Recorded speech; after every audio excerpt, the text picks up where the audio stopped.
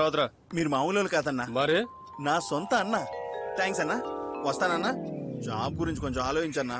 చిన్నప్పుడు మా పక్కింట్లో అక్క అక్క అని తిరిగే ఒక అబ్బాయి వాళ్ళ అసిస్టెంట్ కమిషనర్ అంటే ఇట్స్ ఫీల్ గుడ్. సరే వాట్సాప్ చెక్ చేసుకో. ఎవరి అమ్మాయి?